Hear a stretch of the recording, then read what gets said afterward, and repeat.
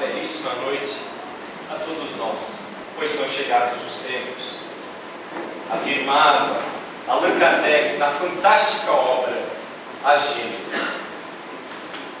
Para afirmar que chegados os tempos, precisamos remontar àquela época magistral, mágica, fantástica, que foi quando na Galileia recebeu-se aquele que era denominado Christos, em grego, ou Messiá, em hebraico aramaico, o Cristo, ou Messias, aquele que era chamado de ungido,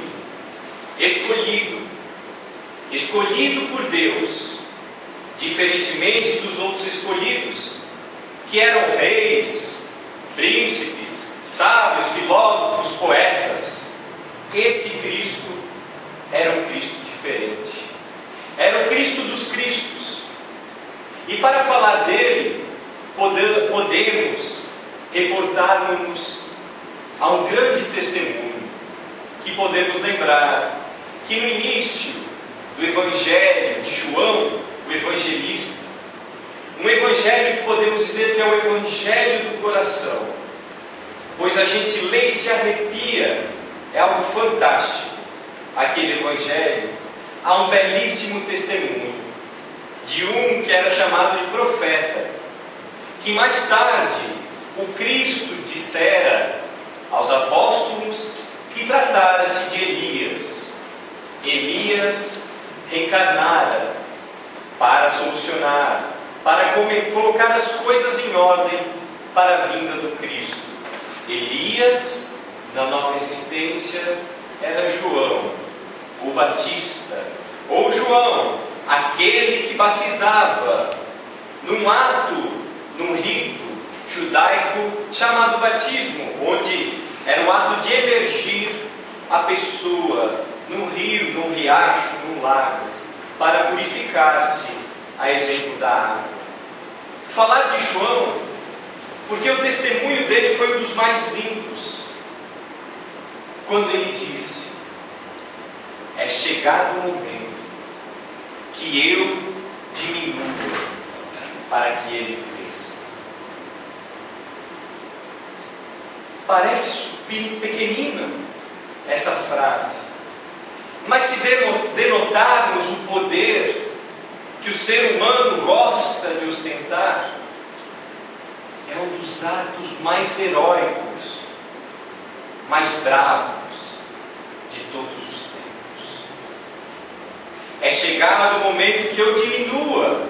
Ele que já tinha muitos adeptos de uma doutrina nova, uma doutrina de perdão, uma doutrina de arrependimento, uma doutrina nova, que não seguia mais rigidamente a lei mosaica, a lei civil dentro do Pentateuco judaico e a lei chamada de divina dentro do Decálogo recebido no Monte Sinai, mas uma lei que falava de amor e perdão das ofensas. Esse era João. E se podemos dizer que tinha poder, claro, tinha muito poder, pois arrebatava multidões. Percebeu então que o Cristo estava arrebatando mais multidões, e teve então a humildade de dizer: é chegada a hora de que eu diminuo para que ele cresça. Bom se cada um de nós, trabalhadores da seara espírita, todo dia antes de entrar no centro, lembrasse dessa frase: é chegada a hora de que eu diminua para que ele cresça. João, como dissemos anteriormente, era Elias, um profeta judeu, grande profeta, que afirmam as Escrituras que subiu aos céus numa carruagem de fogo. Por que falar de João, Elias? É porque muitos se perguntam onde está a reencarnação na Bíblia. Mas o Cristo é direto. Quando diz Elias que tinha que voltar, já voltou. Eu não sou Elias. E está escrito exatamente assim na Bíblia. E os discípulos entenderam que ele falava de João Batista. Num outro belíssimo diálogo, encontramos a figura de Nicodemos, um doutor da lei, aquele que interpretava a lei judaica e seguia à risca. Nicodemos era um poderoso do mundo judeu de 2000 anos atrás. Falamos em João, outro poderoso, mas com um poder diferente, que teve a humildade. Os outros fariseus, tantos outros, nem todos, pois a exemplo de Nicodemos, José de Arimateia também foi humilde e seguiu Cristo, mas tantos outros bolavam planos para acabar com Cristo, pois aquela doutrina era revolucionária demais. Imaginem se um aflito da terra, um pobre, um pescador, um artesão, um carpinteiro, pode ser igual a um judeu de classe alta, um aristocrata como os saduceus, a um judeu nobre, intérprete das leis como os fariseus. Imaginem, então os abastados da época se remexiam, pois Jesus estava cutucando-os na maior ferida humana, o egoísmo, e no filho predileto, o orgulho. E esse era Jesus, magnânimo quando se tratar em perdão das ofensas, em levar os seus discípulos a reconhecer o erro e assinalar a necessidade de mudança, mas ao mesmo tempo enérgico, firme, forte, quando se tratava de combate ao mal. O mal não podia prevalecer. E numa dessas noites, numa alta noite, na cidade de Jerusalém, chega até ele um poderoso, mas um poderoso com um coração bom, um poderoso inteligentíssimo ao interpretar as leis e pô-las em prática. Esse que citamos, Nicodemos. Nicodemos então inicia o diálogo após uma bela recepção por Jesus e dois de seus discípulos, André, irmão de Simão Pedro, e Tiago, irmão de João, o evangelista. Os dois coadjuvantes dos dois que mais apareceram, Pedro e João. Então agora André e Tiago, encostados, ouvindo os discursos maravilhosos do Cristo. Nicodemos então, após aquela bela e ao mesmo tempo singela recepção, pergunta ao mestre dos mestres, ao Cristo: Senhor, vejo que tudo que fazes só pode acontecer com a assistência de Deus, pois sem ela nada disso aconteceria. Mas, mestre, leva a vida interpretando a lei e tentando pô-la em prática, mas algo me falta. De que devo abrir mão para encontrar o reino dos céus? Jesus, após um brando sorriso, aqueles sorrisos que nos acolhem quando estamos aflitos, responde aquele que seria um grande amigo: Nicodemos, tudo que façamos, tudo que fazemos, tudo que fiz, com toda certeza, tem assistência do Criador, tem assistência do Pai. E do que falamos, do que fazemos, damos testemunho, pois não podemos falar ou fazer de algo que não conhecemos. Ou seja, se ele curava, sabia como curar, se falava com aqueles discursos eloquentes, enérgicos e ao mesmo tempo brando e sereno, sabia do que estava fazendo. E ele então diz: Nicodemos, não basta interpretar a lei, é necessário senti-la no âmago do ser. E em verdade, amém, vos digo, para encontrar o reino dos céus, é necessário nascer de novo. Nicodemos não entendeu patavinas. Perguntou então, mas como pode isso acontecer? Vamos ressaltar que estamos falando de um culto, de um grande estudioso da lei judaica, desde a tenra infância. Mas como pode um homem velho adentrar um ventre materno novamente? Em verdade vos digo que necessário se faz nascer da água e do Espírito.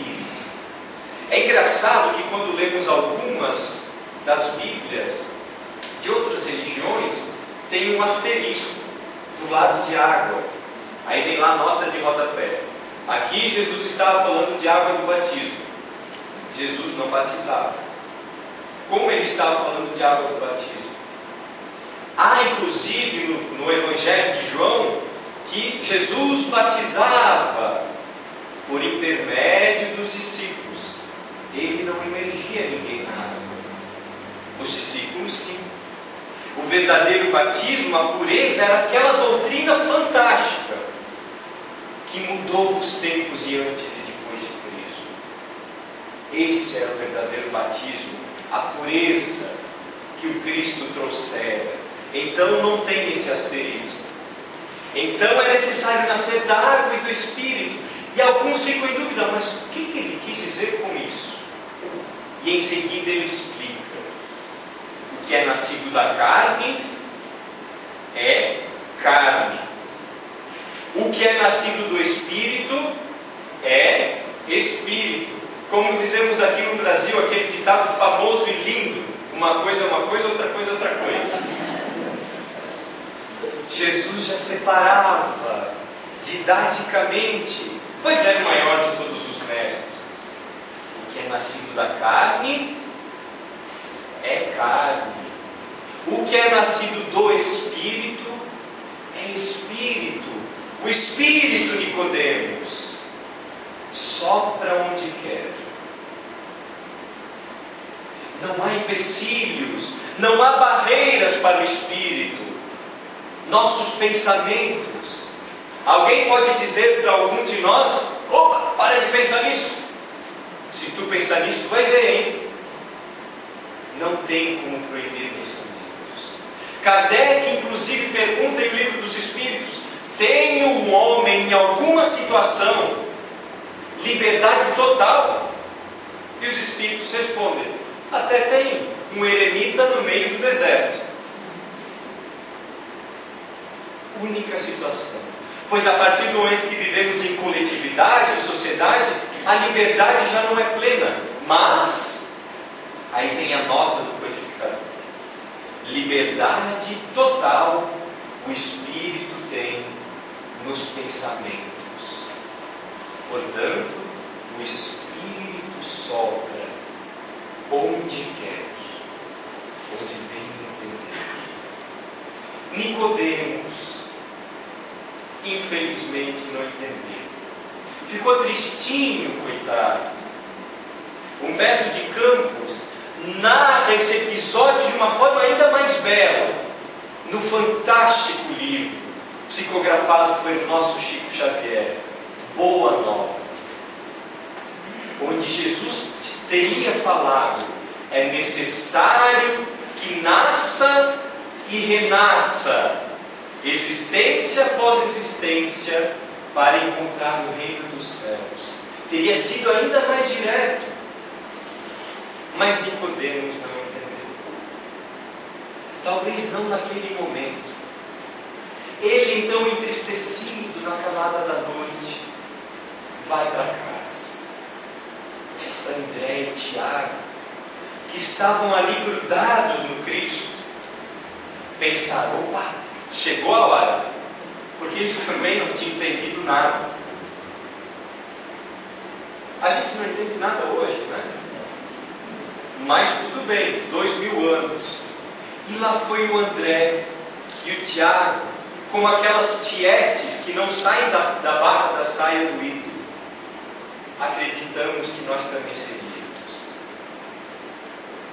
E lá então André pergunta ao Cristo: mestre,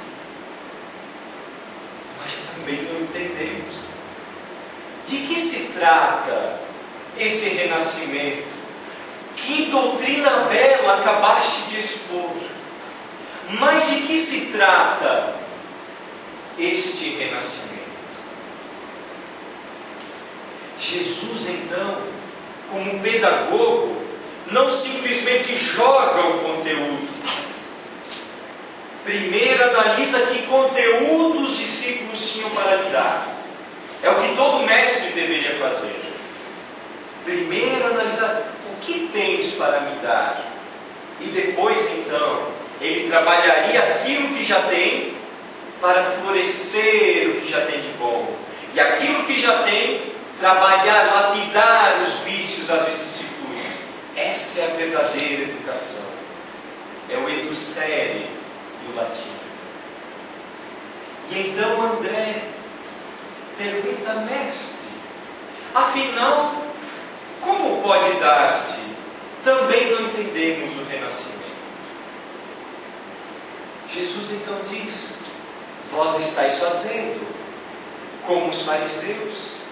Estáis interpretando, mas não sentindo a lei. Isso não acontece no movimento espírita, né? Gente que conhece o livro dos Espíritos de cabo a rabo, mas o Raul Teixeira diz que os espíritas gostam da razão, racional, então vem o conhecimento. Mas falta a segunda parte, a mais importante: descer daqui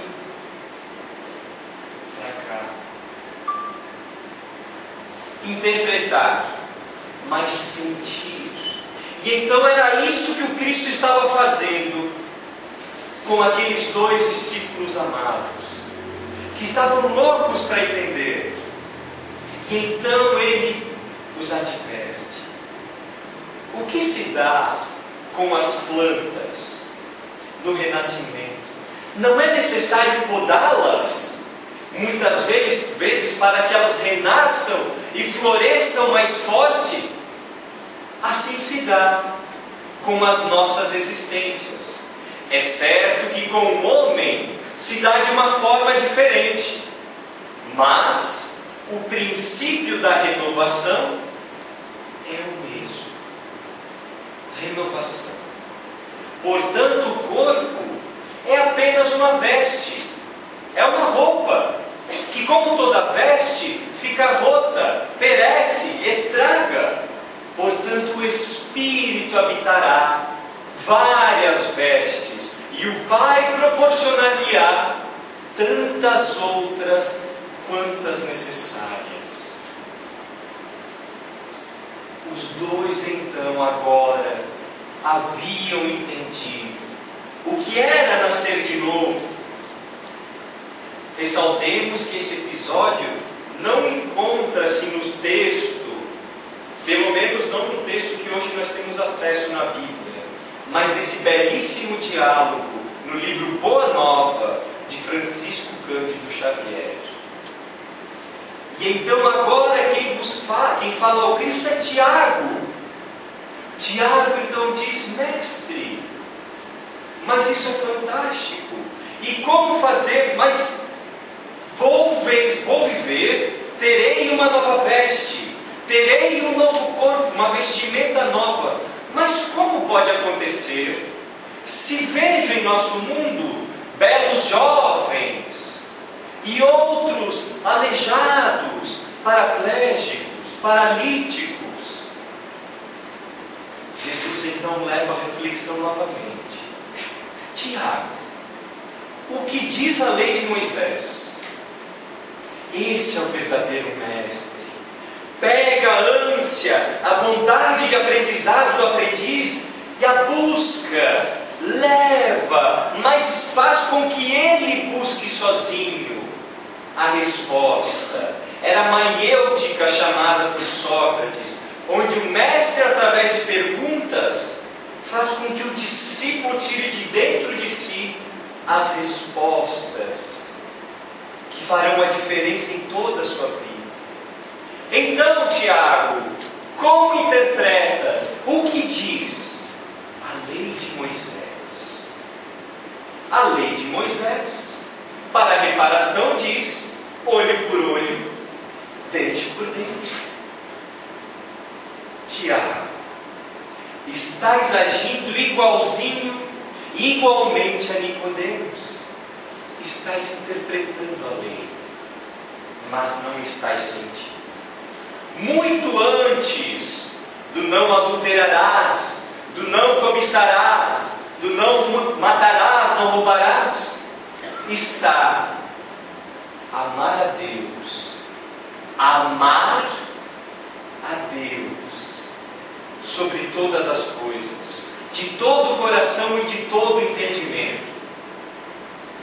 Portanto, se levássemos a lei de Italião à risca, aquele que assassinou seria assassinado mais tarde. Aquele que cometeu um furto ou um roubo, quando tem o furto com ameaça, então seria furtado ou roubado mais tarde. Aquele que fez o mal sofre o mal.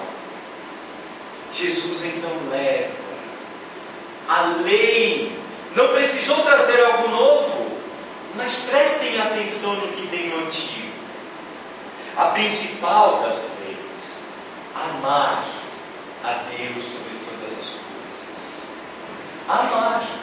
Então, queridos discípulos, o amor cobre uma multidão de pecados. E os dois então embebidos, loucos, adoraram aquela boa nova e queriam levar a todos. Tiago então diz: mas mestre, vamos levar essa notícia a todos os povos a partir de amanhã. Jesus diz: Tiago, o trabalho de uma casa não começa no teto. O trabalho de uma casa começa no alicerce. Acabaste de ver o doutor da lei, que não entendeu o que lhe falei. Mais tarde enviarei um Consolador, que explicará estas e outras coisas. E não é que o Consolador veio? Em 18 de abril de 1857, vem a lume a primeira edição de O Livro dos Espíritos, que trabalha de uma forma majestosa as dúvidas humanas para entender aquele que veio até nós. Em uma linguagem poética, saiu das nuvens e veio ao lodo para ensinar-nos como proceder. Aí está uma nova pedagogia para a humanidade, uma nova educação, a educação do Espírito. A educação era trabalhada como biopsicossocial, biológico, o organismo, toda a nossa evolução biológica, psicológica, onde o nosso cérebro, nós temos então uma mente, que os psicólogos da atualidade não utilizam o arcaico, o grego, que originou a palavra psique, logos. Psique significa alma, logos estudo da alma, mas utilizamos então estudo da mente, para não criar polêmica.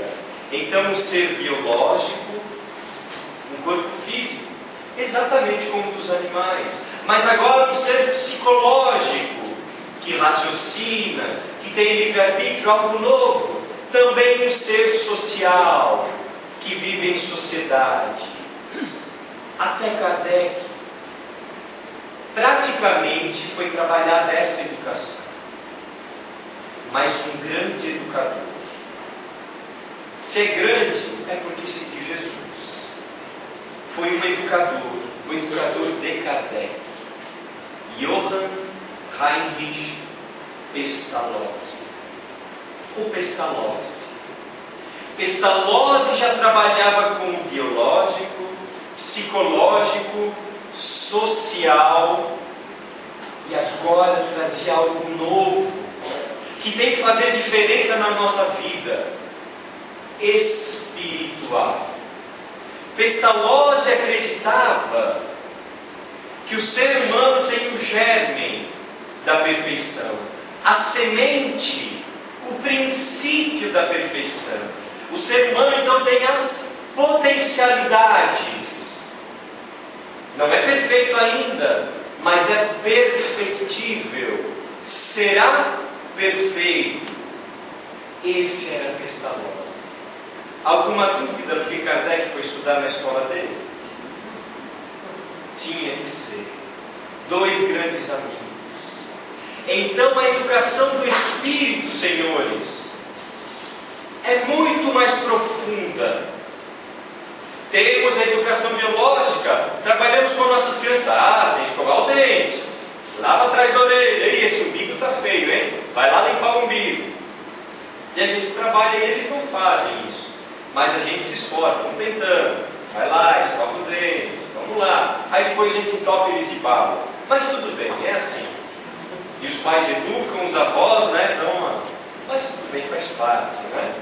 Então a educação biológica, o cuidado com o corpo, a educação física.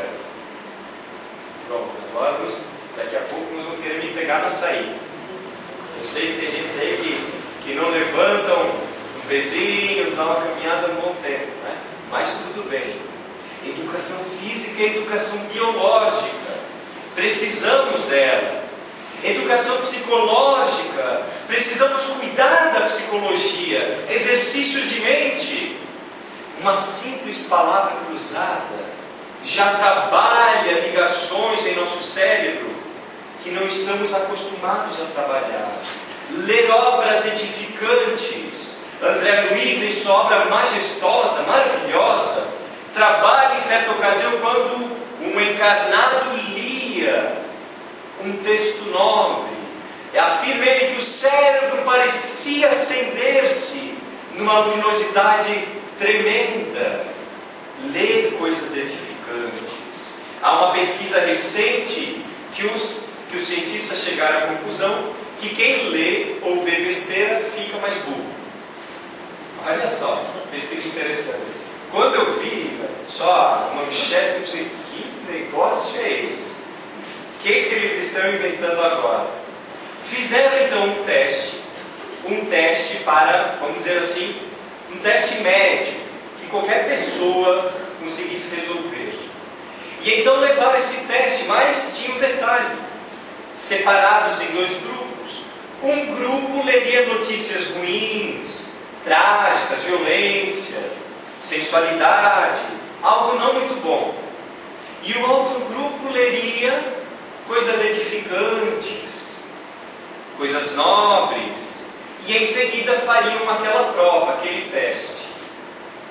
Assustaram-se com o resultado muito superior o grupo que leu normas, teve leituras edificantes. E então concluíram: quando a gente lê besteira, assiste besteira, faz besteira, a gente fica mais burro.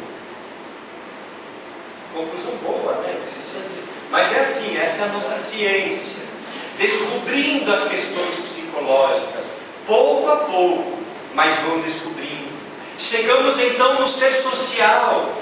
Já afirmava Aristóteles, há 400 anos aproximadamente, antes do nosso Cristo, O homem é um animal político. O zoo político. O homem é um animal, mas um animal que vive em sociedade. Características animais, digamos, então, corpo animal. Mas um animal diferente que precisa um do outro para melhorar-se, precisa um do outro para conquistar o que necessita. Um querido amigo contava uma história maravilhosa que tivemos oportunidade de contar algumas vezes. Talvez ele peça direitos autorais daqui a um tempo, mas se ele apareceu, peço desculpa. Deixa eu ver se ele está aí. Acho que não, mas tudo bem. Então eu conto como se fosse minha história, né, para ganhar o glamour. Né? O Espírito também gosta disso, imaginação. Diz ele que nessas produções em massa de parafusos, não há como lapidar, trabalhar cada parafuso nos detalhes. Já viram um parafuso novo? Novinho, sai da caixa, bonito, brilha até quando a gente pega ele. Mas quando da produção, ele não é assim. Ele é cheio de arestas. Se não tivermos cuidado ao manuseá-lo, podemos até ter um ferimento. E ele diz então que não tem nessas produções em massa, onde tem milhares de parafusos, não tem como trabalhar na lixa ou naquele esmerilho cada um dos parafusos. O que fazem então? Jogam uma montoeira de parafusos numa espécie de betoneira, que nem essa de pedreiro, que gira o cimento. Então joga os parafusos lá e então começa a girar. O que acontece com os parafusos? Atritam-se. Um dá na cabeça do outro. E o que acontece? Vão se lapidando. O que antes era aresta, agora é um local brilhante. E assim, desse trabalho de cabeçada em cabeçada, chegam até nós e nós podemos montar nossos utensílios. Assim é a sociedade. Nos entristecemos às vezes com a sociedade. Eu sei que o trânsito aqui em Balneário é uma maravilha. Lá na minha cidade não é tanto assim. Aqui é coisa boa, né? Mas lá na minha cidade, não, vou falar a verdade, é uma cidade muito evoluída. Não tem nem semáforo. Não precisa. Povo evoluído, sabe como é, né? Não, vou falar a verdade. Lá tem só 10.914 habitantes. Pelo menos quando eu estava lá. Deve ter morrido ou nascido alguém, né? Mas está por aí. Mas a gente sabe quão complicado é viver em sociedade. Mas educação também é social. Quando estou no trânsito, também faz parte da minha educação. Diz Divaldo Franco que quando no trânsito ele ficava muito nervoso. Mas então criou uma técnica, não, mas não pode ficar assim. Eu sei que eu tenho que vigiar meus pensamentos, eu tenho que orar e meus pensamentos chegarão ao irmão, mesmo que seja um barbeiro. Mas tem que chegar pensamentos bons, coitadinho. E ele diz então que desenvolveu uma técnica. Quando alguém fazia uma besteira no trânsito, ele olhava e dizia: vai com Deus, meu irmão. Aí diz que no início era complicado. Saiu, vai com Deus. Mas às vezes escapava, vai com Deus, meu irmão, que o poste lá na frente te espera. Não. Às vezes escapa, fazer o quê? Mas diz que hoje está uma beleza. Ele diz, vai com Deus. Para ser sincero, eu duvido que ele fazia isso. Mas aí a gente utilizou a técnica e olha, funciona. Utilizem no trânsito, é muito bom. Educação social, irmãos, educação social. E chegamos então na educação espiritual. Educação do Espírito. Conforme Pestalozzi já trabalhava as potencialidades das crianças. Como é que é? Uma criança, então, ele está tratando como espírito. Que educação que é essa? É uma educação diferente, onde prestamos atenção nas nossas tendências, frisar essa palavra, tendências, que não tem só nas crianças não, está cheio na gente também. Tendências da onde? Como é que uma criança já é egoísta? Como é que uma criança pode ser orgulhosa se acabou de nascer? Pestalozzi já sabia que todos nós carregamos o germe, a semente da perfeição, e que essa semente tem que ser cultivada, mas uma existência só, afirmam os Espíritos, é contra a lógica, é contra a razão. Então, de onde vêm todas aquelas tendências das crianças se ela acabou de nascer? Sabemos nós, hoje, em detalhes significativos, que temos a famosa reencarnação, que o Nicodemos não entendeu nada, coitado, mas hoje nós entendemos. Reencarnação. Então temos que trabalhar o ser espiritual e não usar o ser espiritual que habita em nós. Essa frase está errada.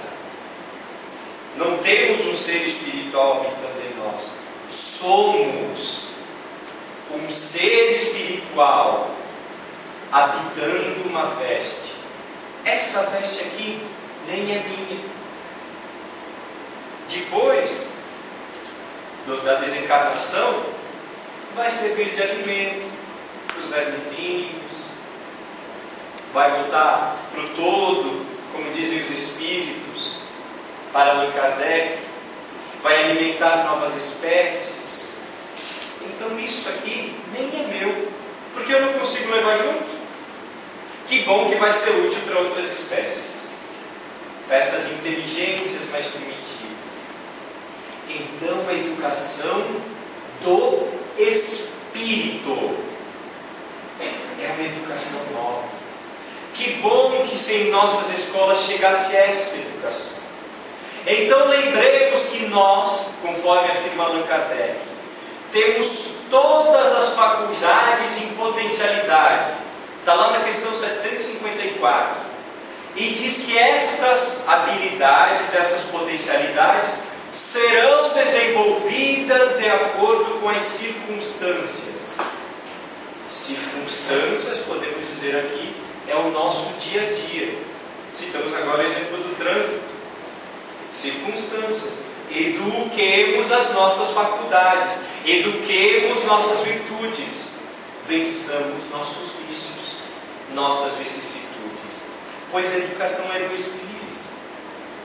Kardec, lá na questão 222, quando fala considerações sobre a pluralidade das existências, falará o seguinte: se fosse oferecido a um homem que trabalhasse durante exaustivo 1 minuto para ter todas as riquezas da terra, quem diria que não? Nós diríamos trabalho 1 minuto, 1 hora, 1 dia, 1 ano para ter tudo.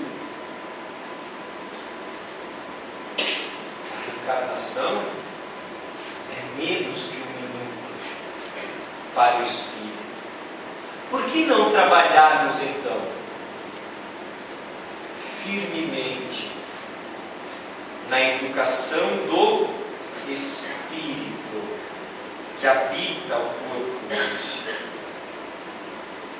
Educação do espírito, do ser integral, biológico, psicológico, social, espiritual. Reencarnamos, senhores, senhoras, senhoritas. Jesus deixou claro a Nicodemos, deixou mais claro ainda aos apóstolos. Chegou o Consolador, mas ainda parecemos que isso aqui é tudo. Continuamos vivendo uma vida terra a terra.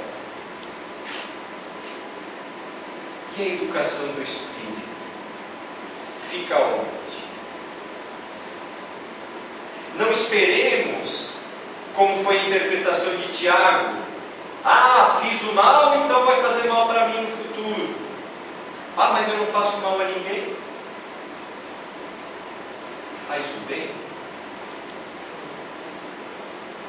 Essa é a pergunta. Evolução se conjuga com ação. Para evoluir é necessário agir. Hajamos nas pequeninas coisas, como nas grandes.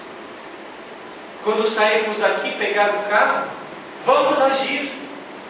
Ser cristão dirigindo o veículo na cidade de Balneário Camboriú. Ser espírita nos menores detalhes da nossa vida. Isso é educação. Se fosse oferecido neste instante para nós, chegasse aqui Jesus e dissesse: senhoras, senhores, senhoritas, meus bem-amados irmãos, vocês têm que trabalhar durante 1 minuto para viver o reino dos céus. Quem aqui diria que não? 1 minuto. Trabalhar com todas as forças possíveis. Assim é uma reencarnação. Trabalhar com o que nós podemos. Pois uma reencarnação é muito pouco. Então, muito pouco, bem trabalhado, pode ser muito. Como naquela fantástica e linda parábola dos talentos. Quando o Senhor volta e diz: servidor bom e fiel, pois que foste fiel no pouco, confiar-te-ei tantas outras coisas. Trabalhar muito é o desafio, porque saímos em busca desvairada atrás de terapias e não sei o que e tal. Nada contra, não temos nada contra. Gastamos horrores em remédios que são úteis, é verdade, a ciência progride para nos auxiliar.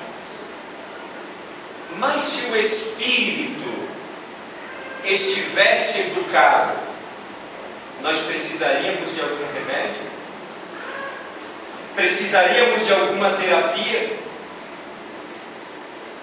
Se nós estivéssemos educados? Evidente que não. Pois sabemos que uma lei que rege o universo se chama causa e efeito. Um espírito educado hoje não precisa passar pelo sofrimento. Tiago perguntou: mas mestre, e o escândalo não é necessário? E Jesus lembrou, para lembrar da primeira lei: amar. Amar. Esse é o desafio do terceiro milênio, senhores. Nos degladiamos muito tempo, nos odiamos muito tempo, nos ofendemos tanto. É chegado o momento de amar. E o Brasil é essa pátria, coração do mundo, pátria do Evangelho. Se pudéssemos resumir a função do Brasil, resumiríamos numa canção singela, que diz mais ou menos assim: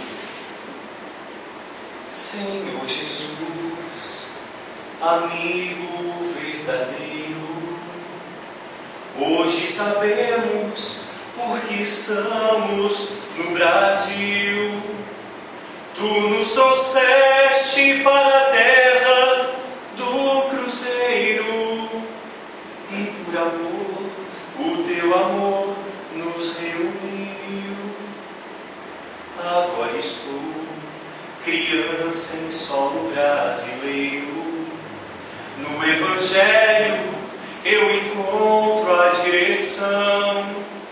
Quero vibrar amor e paz pro mundo inteiro, a começar pelo meu próprio coração. Reconstruir meus sentimentos, lutar por dentro para que eu possa melhorar, iluminar meus pensamentos pelo trabalho para que eu possa despertar nas terras do Brasil com as cores do Brasil. Todas as cores cabem no nosso Brasil. Todas as cores cabem aqui. A mudança é uma escolha nossa. Esquecemos de um pequenino detalhe na educação do espírito. Na minha humilde opinião, o maior dos detalhes. Todos nós somos educadores. Cada um de nós aqui é educador. Uma criancinha de 2 anos é educadora. Quanta lição nos traz uma criança? Mas aquele em estado terminal não consegue falar. Que educador! Analisemos a vida que ele teve e entendamos por que passa por aquilo. Todos nós somos educadores. Então, pensemos na educação do espírito, pois a maior educação que existe não é a educação da palavra, não é a educação escrita, é a educação do exemplo. Exemplo. Pais, mães, avós, tios, tias, filhos. Pensemos, todos nós, que educação estamos passando ao outro? Artistas, quando pisarem no palco, pensem no que eu estou irradiando ao outro, pois a arte é muito poderosa, poderosa tanto para um lado como para o outro. Então irradiemos o maior amor possível. Aquele senhor que é advogado, que lute pelos direitos do seu cliente, mas que não faça trapaças. Mas o mundo precisa disso se o meu cliente quiser ganhar. Será que ele precisa ganhar ou ele precisa de um esclarecimento? Evitar uma aventura judicial. Doutores, médicos, quando atender um cliente, um paciente, pensar como eu gostaria de ser atendido quando eu for paciente. Publicitários, quando forem fazer seu marketing, pensar que produto eu quero levar ao mundo. Os exemplos vão daí em diante. Vizinho, o que estou fazendo na minha vizinhança? Uma coisinha de nada, né? Mas faz toda a diferença. Estraga o encanamento, vem lá, a gente enche o saco do síndico. Por que não vai conversar com a pessoa? Escuta, está pingando lá em casa, tens como ver? Aí criamos um atrito desnecessário. Motoristas, pensemos na educação para o trânsito. Espíritas, cuidemos bem de nossas casas espíritas. E o principal não são as paredes, mas sim a mão de obra que está trabalhando. A mão de obra tem vícios, tem defeitos? Tem. Ninguém disse que não. Mas que o lema seja: chegou a hora de nós nos rebaixarmos para que Ele cresça. Vençamos nossas mazelas. O poder na terra é temporário. Somos educadores. Cada um de nós, aqui nesta sala, encarnados e desencarnados. Como levarei minha educação adiante? A terra é uma bela escola.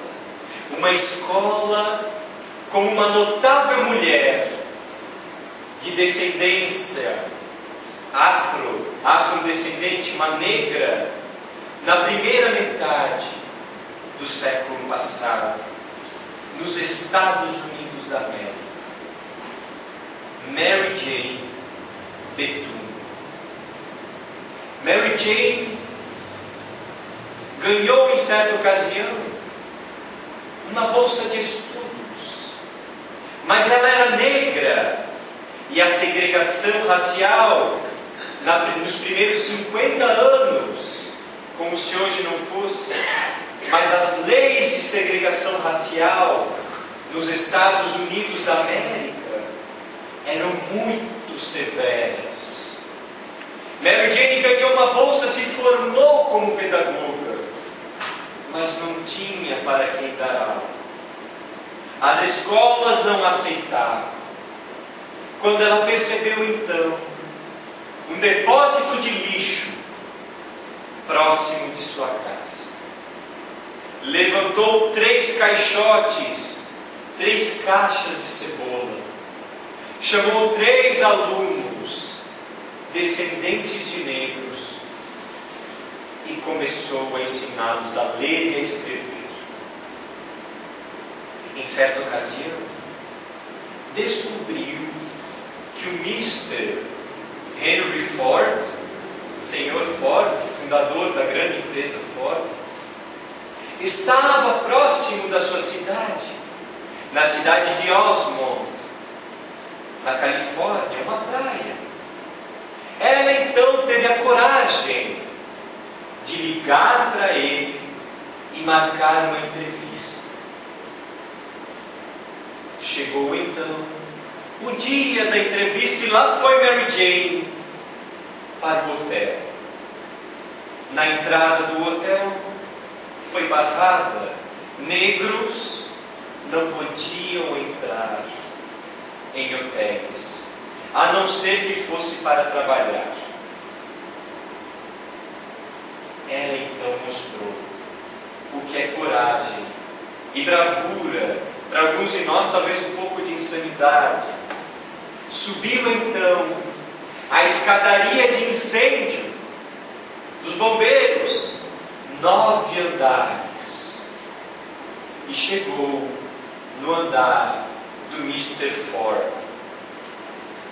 Bateu a porta e foi recebida pelo mordomo do Sr. Ford, que também era negro.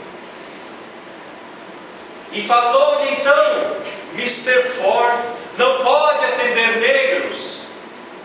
E falou-lhe baixinho: como você se atreve a vir até aqui? E ela então falou em voz alta: tenho uma entrevista com o Sr. Ford. Ele então ouviu e disse: deixa entrar. Ela entrou, ele se assustou: mas você é negra? E ela disse: não, totalmente. Garanto para o senhor nunca viu olhos e dentes tão brancos como os meus. Ele já se entusiasmou. Era um ser diferente que não dava bola para essa mesquinhez humana que separa cores, etnias. E ele então conversou com ela, atendeu-a, e ela disse: quero levantar uma escola e preciso do seu auxílio. Narrou-lhe o projeto para receber vários negros de uma periferia pobre. E então Mr. Ford aceitou e desceu agora de elevador com a senhora Mary Jane.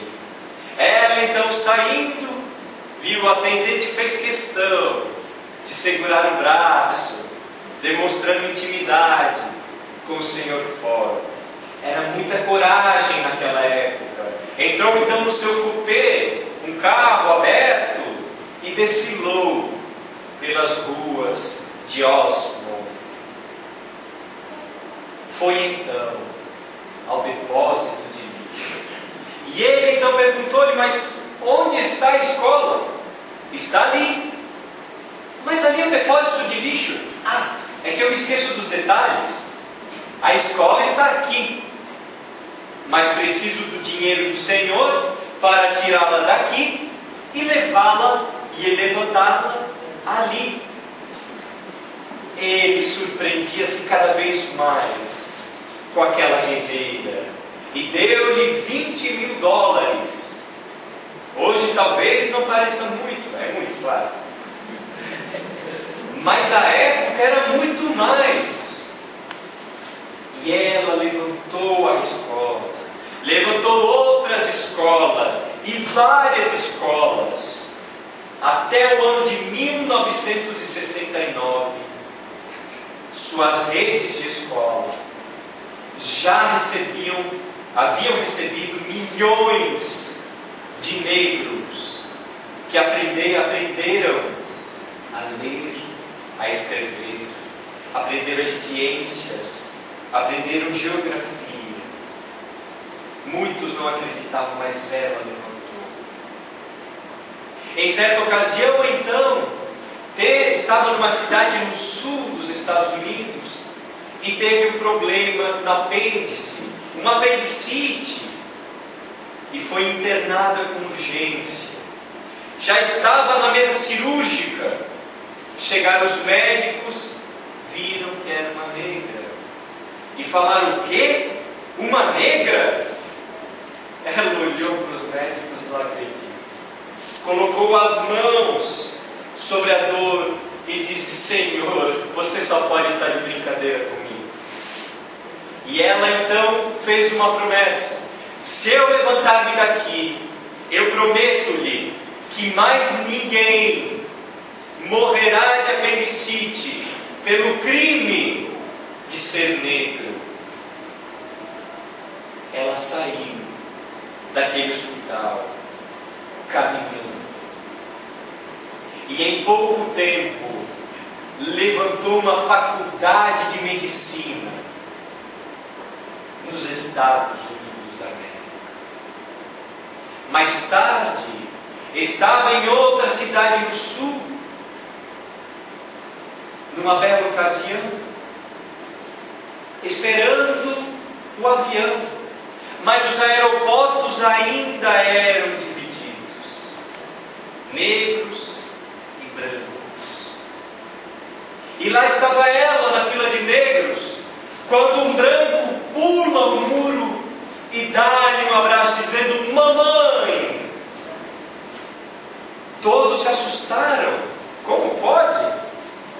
Os brancos diziam: como é que você pode fazer isso? É uma negra. E ele então disse: estou indo servir o meu país pelo exército na guerra da Coreia. Tive dúvida, não sabia onde era esse país. Meu professor de geografia ensinou-me onde era e as dificuldades que aquele país estava passando. No exército disseram-me então que iria até lá para ajudar a salvar a democracia daquele país. Democracia que eu aprendi com esta senhora. Mary Jane mais tarde disse: eu poderia ter morrido naquele instante, pois a minha missão na terra havia acabado.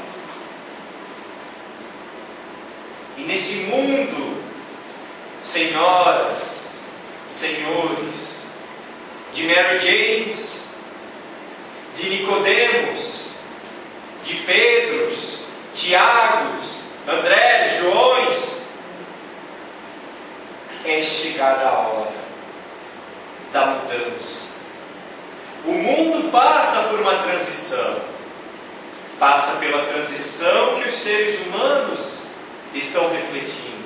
Sabemos que os mundos têm seus ciclos, mudanças inevitáveis.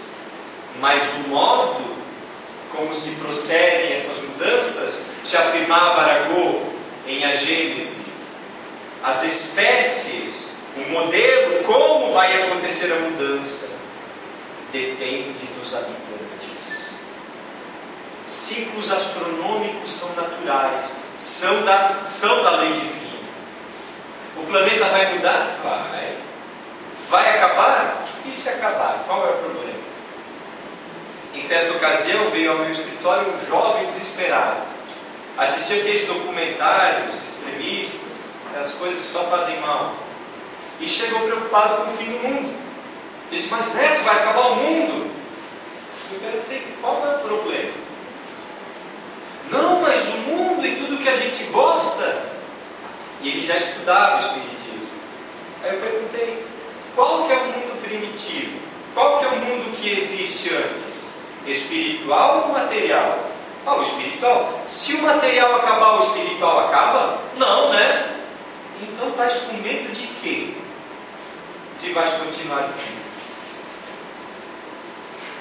E o Cristo já nos advertia: há muitas moradas na casa de meu Pai. Independentemente dos ciclos astronômicos, que são lei, acontecem, nós podemos, pela educação do Espírito, modificar-nos. Terapias ainda nos auxiliam no progresso. Mas se nós não mudarmos o ser que habita este corpo, a mudança vai ser dolorida. A transição vai doer. E não é ameaça. É preocupação com irmãos queridos. Jesus já dizia: o escândalo, o sofrimento não precisam acontecer. Afirmou para André e Tiago. Desde que os seres humanos, verdugo e vítima, ofensor e ofendido, entendam que são irmãos. Basta apenas isso, e que amem de verdade. O escândalo, o sofrimento não precisa acontecer. A Terra é uma escola. Todos nós somos educadores. Pensemos seriamente em nosso papel diante da humanidade, diante da sociedade, diante do nosso lar. Pois nós podemos e vamos fazer toda a diferença. Pois nós conhecemos o Evangelho. Falta-nos praticar. A terra é uma escola. Já dizia a bela canção de Nando Cordel. E para finalizar, vamos incomodá-los mais um pouquinho e cantar essa música, para ficar como síntese dessa palestra. A terra é uma escola. Por licença.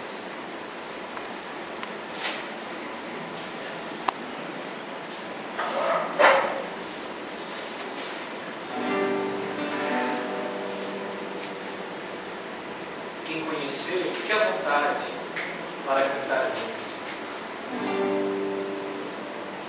Quero paz na minha vida, quero luz no meu caminho, quero viver,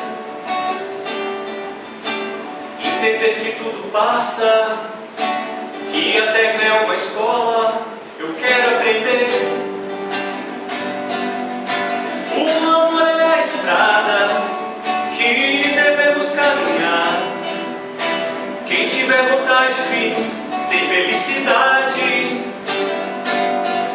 Vem viver a emoção, teu não vamos seguir. Quem quiser um tempo novo, tem que ter vontade. Eu quero amor, eu vou te amar. Fazendo assim a nossa vida vai mudar. Eu quero amor, senta assim a nossa vida vai mudar.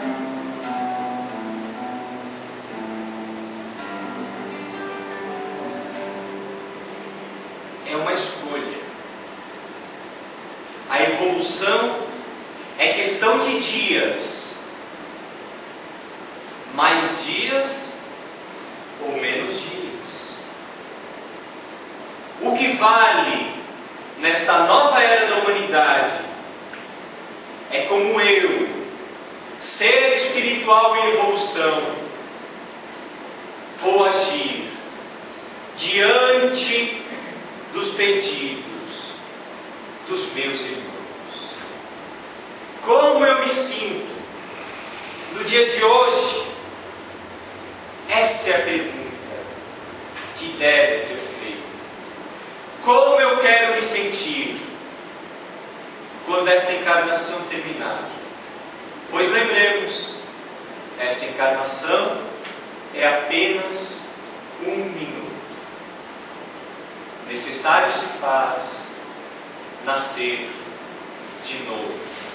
Sigamos o Mestre na reencarnação e na educação do Espírito. Muitíssimo obrigado a todos e uma belíssima noite. Então nós brevemente